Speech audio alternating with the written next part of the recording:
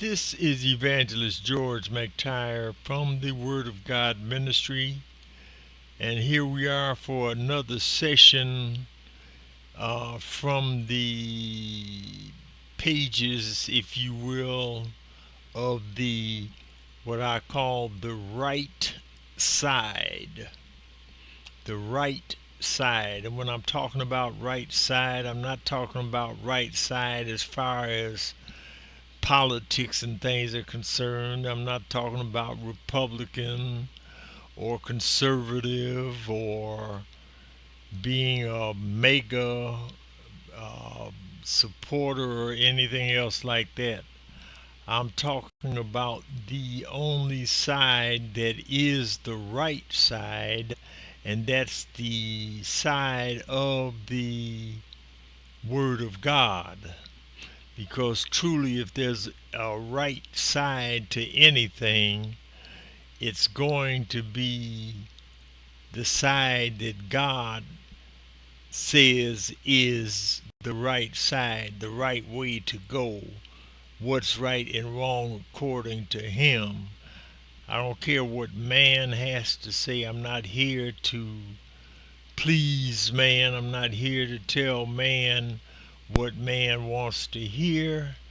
I'm here to say what God says needs to be said, and it's up to you whether you want to hear it or not. I would hope that you would want to hear it, but that's totally up to you. I'm not making any money, so to speak, off of uh, doing what I'm doing. I'm not out here. That's why we have a lot of problems in our churches and so forth today because preachers are too busy preaching what they think the people want to hear so that the people will keep coming back and filling up the offering plates and things so they can have their fancy cars and houses and jewelry and all that other good stuff. I'm not here for that. I'm here just to do one thing, and that is to preach the word from the right side. And what we're going to be talking about today in these few minutes is this mistaken belief that's been going around in the black community for as long as I can remember, uh, for decades. Uh, I, I guess you could go all the way back to before I was born, even though I didn't hear that much about it. But it's this whole idea of where the black race came from, whether the black race was here before the white race or uh, what. And there's a lot of different scientific uh,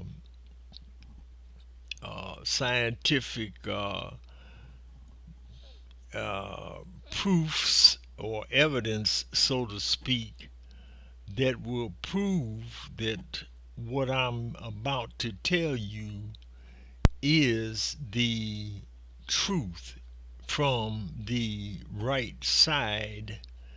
And also, like I'm saying, and science actually supports this, and it's surprising that people don't haven't really grasped a hold of it. So, from the offset, let me say this: the science behind this point is crystal clear. And what point is that? And that is the point that the black race is the offspring, so to speak, or if you will, of the white race. Now, why do I say that? Well, we're going to look at things through the perspective that nobody tends to really want to look at. They talk about things in passing, but they don't really take a close examination of things, which is what we're going to do in these few minutes. Now, we are to accept the fact that God created man in his God's own image. So that means that God created us like he is, made us in an image of himself. So all of our attributes and so forth are basically set and aligned according to how he himself is. Now, since God was created in the image of God and in his likeness, the first sign of Adam being white is the fact that, among other things, we are told that God or Christ is light. Light.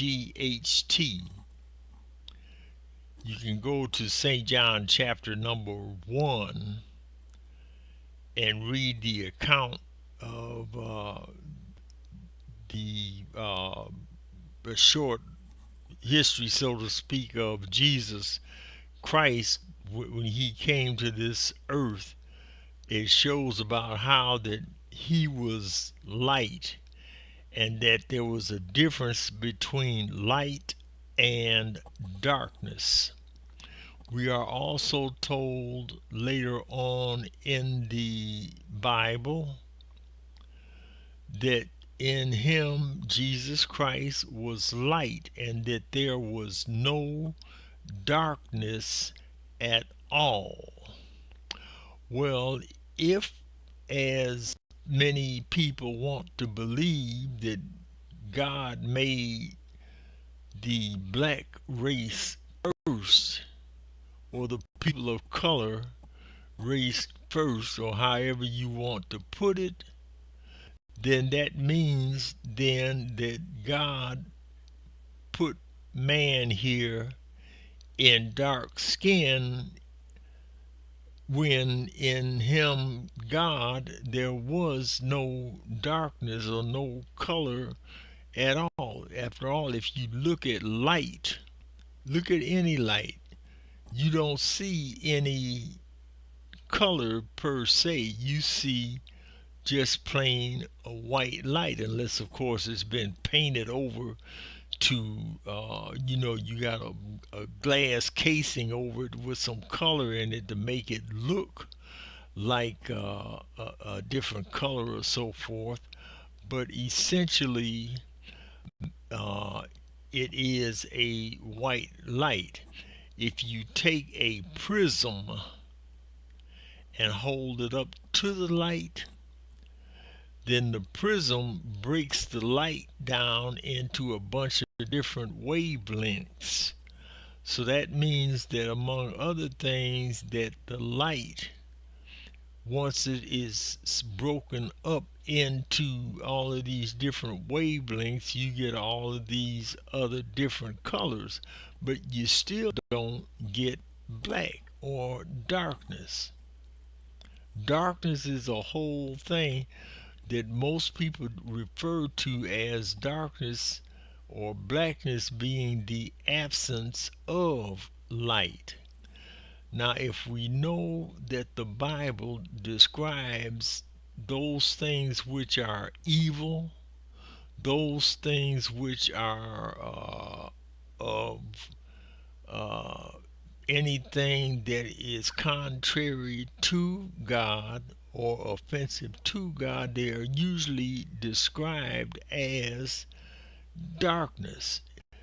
Once again, if you go back to chapter 1 of the book of St. John, it talks about how light came into the world and darkness could not understand the light and darkness couldn't comprehend the light, and that men who lived in darkness uh, ran from the light because their deeds were evil. Everything related to darkness had to do with evil. Now, I don't care how you want to cut it up. I don't know how you want, or how much you want to say that white folks are evil and this, that, and other. Makes no difference. We're not talking about that. We're talking about where the black race came from. Okay. So, in other words, man is created in the image of God, and that since God was light and Jesus Christ is light, then that means that evidently man was white. Now, as I said, the purpose of light is to illuminate things so that they can be seen. Therefore, if Jesus was black, that means it was only because of the environment that he lived in. Now, think about that. If Jesus was or had any color to his skin, that was because of the environment that he lived in, which once again we have to go back to the Bible. Now we know that from Genesis chapter number 1, starting in chapter number 1, going all the way, chapter number 1, you can go to chapter number 2 and on through chapter number 3, down to the time when Adam sinned against God. Everything was perfect as God designed it to be perfect. Now, what that meant is this: the makeup of man is such that his body is able to adapt to any environment that it happens to be in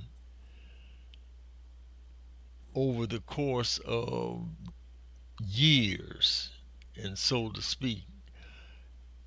Consequently, what that means is this: just like any Caucasian person, if they go out into the sunlight and they're out there any length of time, their skin will get dark. Well, why does it do that? Because the protective properties of the makeup of man's skin will begin to darken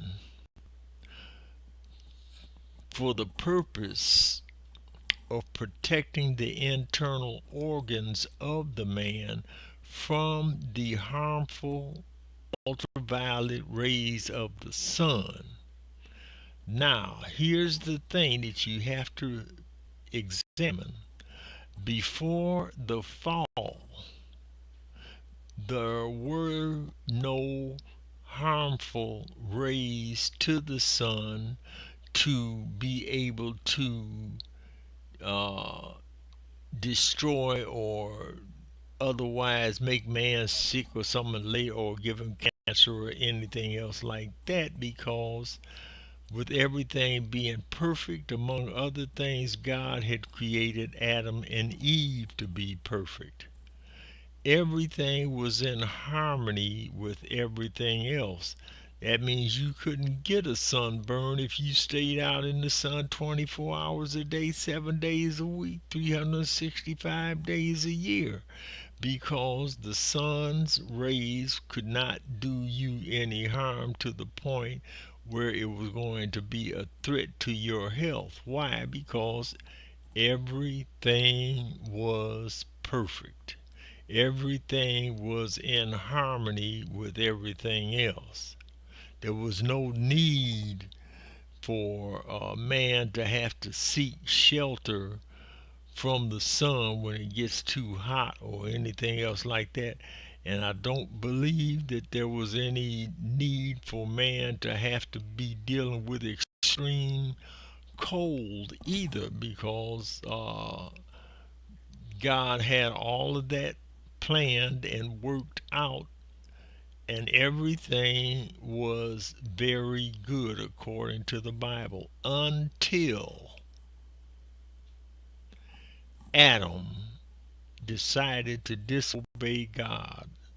When he did that, well, we know if you read from Genesis chapter 3, I think starting at verse number 26 and going on down through the rest of chapter 3, you'll see that God cursed the man, cursed the woman, cursed the serpent, cursed the ground, cursed the air, cursed everything.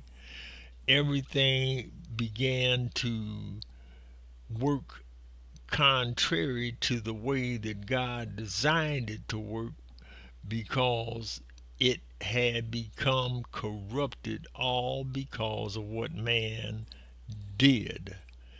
And it is because of what man did that the black race became came into existence, because now see, God didn't have, when Adam sinned against God, God didn't quickly put Adam to sleep and put all this other DNA and stuff in him to protect his body from the harmful rays of the sun. God did that before Adam was created, because see, God set up the plan of our salvation and things before he even made man. So he put all of this stuff into position before man was created. So therefore, the result is that man already had this stuff in him. Now, as time went on, uh, uh, over the years and over the decades and centuries and so forth, certain groups of people stayed in that particular climate around in Africa, so to speak, and others moved to other parts of the world, and they had to deal with different environments and so forth. They had different diets and so forth and things like that. That's why you've got, not only do you have a black race, you have the Native American race, which I hadn't really paid that much attention, but they are kind of reddish. You got the Oriental Chinese people, which they say are yellow. I see them all basically the same. I don't really pay that much attention to them. Person is a person to me. But the thing is, all of these different people, we all came from the same two people, Adam and Eve. Consequently, if you want to look at the parents of the human race, they are Adam and Eve, and that Adam and Eve, according to the Bible and also according to science, because science puts this out all the time about the fact, in fact, you hear comedians a lot of times when they making jokes about white people that are supposed to be racist. They be talking about, oh yeah, y'all want to criticize us because of our pretty brown skin, but I see y'all laying out there in the sun trying to get tan like us. What's up with that?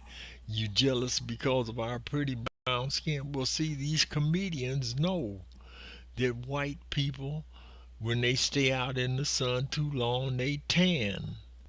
The thing is, most white people, they tan. They go back in a few hours later, uh, their complexion becomes white again. But if they stay out or work in a climate for days, weeks, months, and years, and raise families in that same hot climate, say for instance they moved over into Africa, and let's say it was a family of completely, fully white people, that there was no black person anywhere in their lineage could be found, and they went over to Africa and started living there. Within, I would say, 4 or 5 generations, they would become people of color. Now, another thing that I want to address is this: what about the hair? Everybody talks about, yeah, well, you see, black folks got nappy, wiry hair made of wool, like wool and so forth, and carry on. White people got that with straight hair. Where you think? Why? What's with that? Well, I'll tell you what's with that. You take any person, white person's hair, take a bunch of their hair, and put it in an oven or some place where you know it's be subjected to heat over a long period of time. Not heat so fast that it's gonna burn it up, but you know over the course of so much time, you know what's gonna happen. You're gonna see that hair dry up and it's gonna begin to shrivel up, and after a while, it's going to, guess what? Nap up. So the idea that our hair uh, is something that's unique. It's only unique because of the fact of the DNA that was in us. That, like I said, God put in us for our own protection over, dealing with uh, the environment in which we live. There's nothing strange about that. Now, as I also want to say, is this uh, the other scientific thing, so to speak, on a personal level, is the fact I don't know how many of you have ever been burned to the point where you've had to have a skin graft. I'm talking about African Americans. If you've been burned and you've had to have a skin graft, usually what that requires is the people, the doctor will sedate you or do something to deaden a certain part of your body that they want to remove skin from to replace over the burned area. Or you can look at sometime the burned area. If you've been burned enough and the skin is peeled off, guess what's under that dark skin? White skin. That dark skin was protecting the white skin. And consequently, that's another scientific example that under this skin here is white skin. If you could peel off the upper layer of the skin here, this dark skin, you're gonna have white skin under there.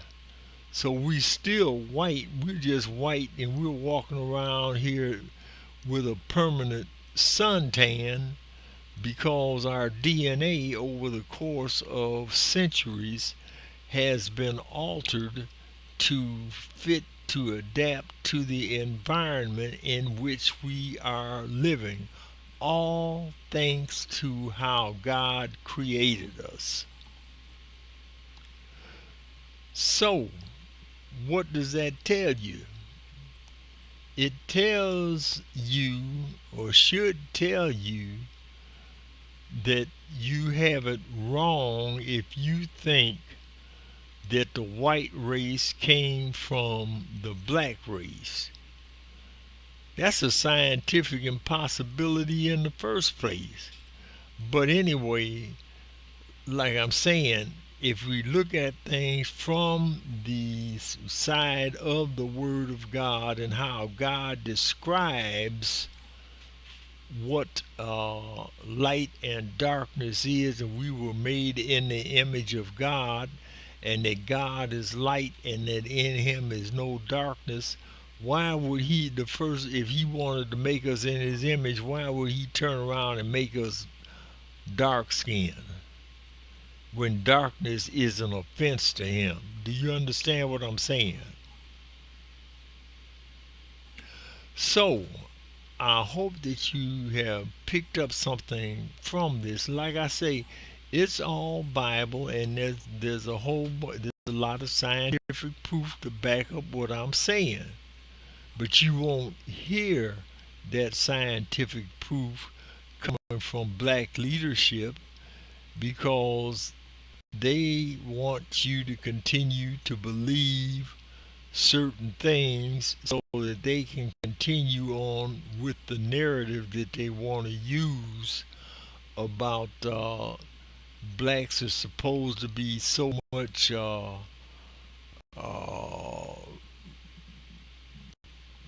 superior to whites. And I'm not trying to say that whites are superior to blacks, but you know how black folks nowadays, every time you look around and some black person achieves some high goal in sports or something or entertainment or something like that, the entire black race wants to jump and say, see there, we got all that talent. No, we ain't got nothing. That individual has something. We ain't got jack. I remember when Tiger Woods, when he broke through that thing, in the golf tournament and stuff, and whatever that uh, tournament was, where the Masters or something, where he basically went through that golf course in record low time and things. I mean, black folks was running around talking about that. Yeah, yeah, Tiger Woods, Tiger Woods, Tiger Woods, Tiger Woods. And they talking about the fact we ain't got them. No, Tiger Woods has got that. You ain't got nothing. Same thing with Serena and Venus Williams. Look at all of the trophies and things they had. They black, yeah. They did it. We ain't did nothing. We can't do anything on thing. Only thing we want to do is leech on to somebody that has been successful in something and ride it out as if we all are like that. We all are not like that. That's why they are living in the multi-million dollar houses and so forth and riding around in private jets and things and carrying on. You still trying to hitch a ride to the store, to your job or something, riding the bus or something and complaining about uh, you gotta wait outside for this, that, and the other, and I mean, just complaining about everything. What happened to all that? Now I'm gonna tell you this: a lot of you have a whole lot of talent, but because you've been fed this line of bull about the fact that the white race is holding us down and there's no hope for anybody and for you and things, and we might as well all stick together and things like that, and be all on one accord. That's because of your choice. I'm not saying anybody is inferior to the point where they can't achieve anything, but you got to get out of that mindset or this mindset that has so many black folks just uh, comfortable being who they are and celebrating the few of us that manage to get ahead as long as they get ahead and still remain quote unquote black. Because when somebody, I think even like with Tiger Woods, when he started basically uh, distancing himself, so to speak, he didn't actually distance himself, but the type of people that he associated around with were intellectuals and the like and things, and most of those people, like it or not, happened to be white.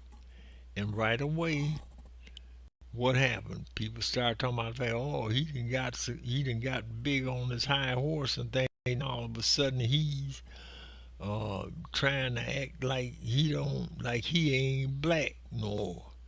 And I think a lot of people said the same thing about Serena Williams, and maybe even Venus marrying white people. Hey, look, people are people, and I could pick with the white race as well. But see, one of the other things that Jesus said for us to do is before we go around trying to tell other people or other groups how that they should live their lives and how they need to uh, straighten up themselves, we need to straighten ourselves up first before we go out and do that. That's why Jesus talked about the story about the mote and the beam. How you gonna go around and tell somebody to get that let you get a splinter out their eye when you got a 2x4 in your eye?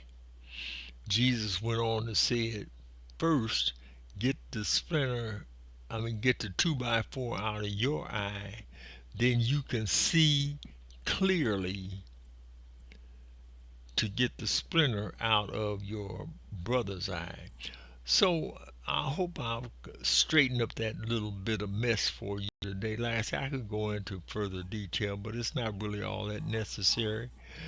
The white race, like it or not, is the parents of all of us, including the black race. This is Evangelist George McTire, and until we get together again for another message from the Word of God, good day.